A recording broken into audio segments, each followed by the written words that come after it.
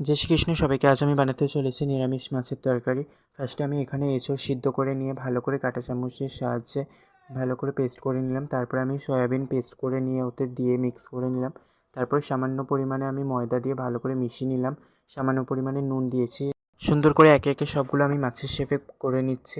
তারপর আমি কড়া বসিয়ে দিয়ে দিচ্ছি রিফাইন অয়েল দিয়ে এতে সামান্য পরিমাণে নুন আর হলুদ অ্যাড করে ফ্রাই করে নিলাম। আমি মাছগুলো আমার নিরামিষ মাছগুলো সুন্দর করে ফ্রাই করে নিয়েছি। এরপরে আমি একে একে সবগুলো ফ্রাই করে নেব।